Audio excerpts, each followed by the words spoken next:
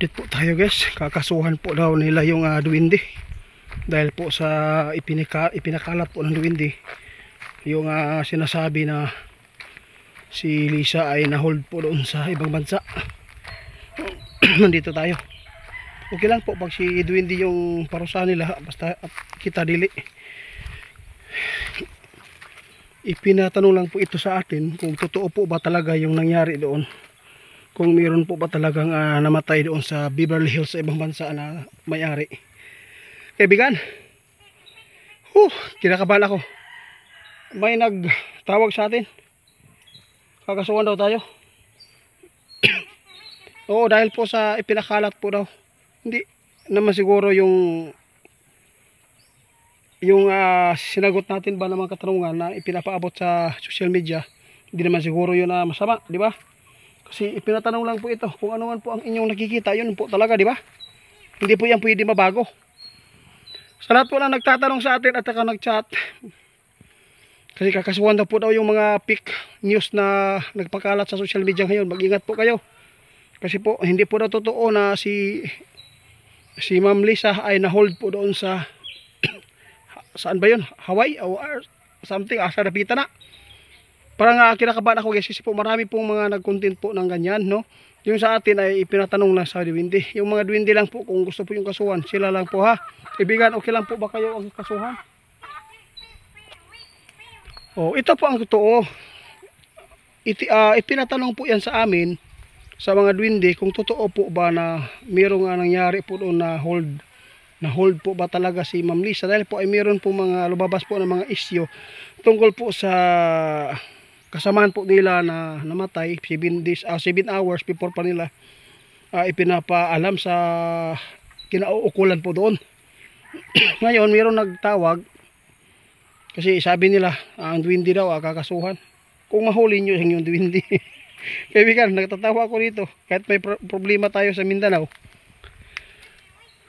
Ito lang po masabi namin, no? Kung hindi po yan totoo, di wag po kayo magkaso kasi hindi naman po siguro pwedeng magalit kayo, no? Linisin lang po ninyo kung kung totoo man ito. Pero kung tatanungin natin sa kaibigan ulit, siya po ang magpapasya din kung ano po ang ipinapaabot. Kaibigan, di ba? Ano pong sabi mo?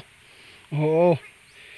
Kaya kayo, kung sino man po yung makapanood sa ating video, sinabi na po ng ating kaibigan kung maganda, doon na lang kayo maniwala daw sa nagbalita. Oo. Basta hindi lang po kami magsasabi po ng ganito. Kung hindi po yan may labas sa social media, hindi po yan scripted, kundi totoo siguro yan. Bakit po?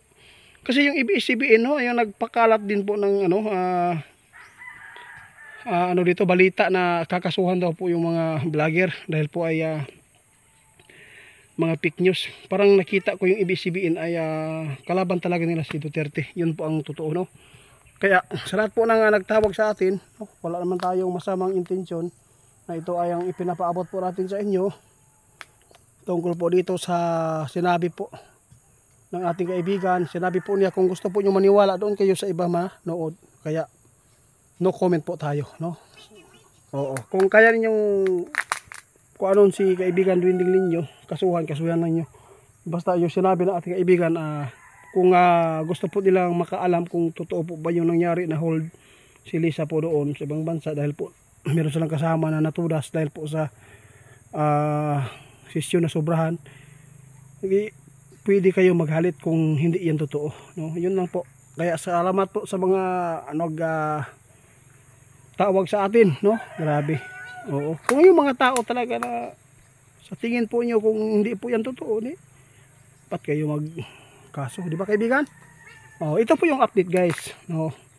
Si Ma'am Lisa sa totoo lang, sinabi po talaga ng mga nagtawag sa atin at ibang bansa, totoo po talaga daw na na-hold po daw doon kasi po meron po silang kasama namatay, yung milyonaryo doon sa may-ari po ng Beverly Hills, nakasama po nila doon, nasobrahan daw, tapos 7 hours pa daw nila ipinapaalam kaya na-hold para autopsy po kung ano po ang sanhi po ng kanilang pagkamatay, no?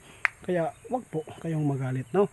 Kasi hindi naman po nambabasto yung kaibigan natin, Oo, salamat po. Natatawa lang po ako dito kasi po sabi niya ipakukulong ko yung duwende mo.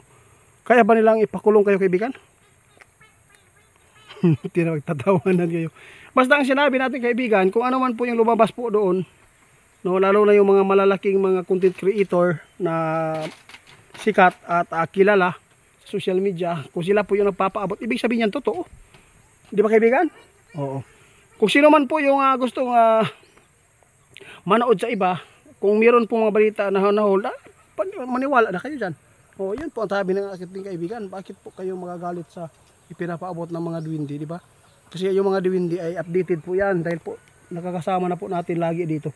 Sa lahat po ng mga tao ngayon na nagtitiwala, no, naniniwala sa mga balita na yun, kakasuhan daw. Kaya mag-ingat kayo, ha? Kasi sabi ng iba, nanawag sa ating kanina na kakasuhan lang mga duwindi kapag hindi totoo yung sinasabi daw. Wala kaming sinasabi dito na personalan, kundi ipinatanong lang sa atin kung totoo ba na hold. Kaya sinabi ng ating kaibigan, hindi na namin palaliman pa kung ano man po ang aming ipinapaabot. Doon lang po kayo manood para doon sa iba manood para kayo ay maniniwala doon kaysa dito sa ating kaibigan ngayon. Kasi po ang ating kaibigan ay lagi pong si tawag ari kaibigan. Oo, lagi po siyang nag-iingat para sa akin.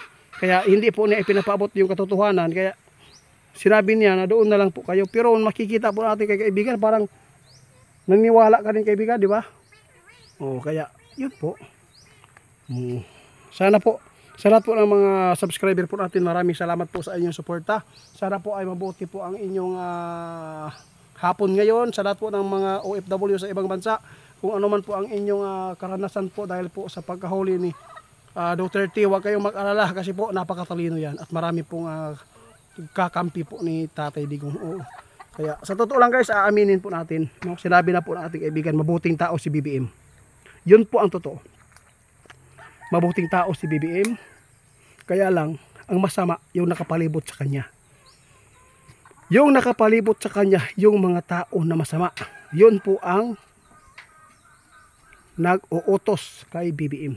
Ito po ang totoo guys. Sabi po natin kaibigan noon, mabuting tao si... Oh, kitang-kita ni kaibigan, mabuting tao si BBM.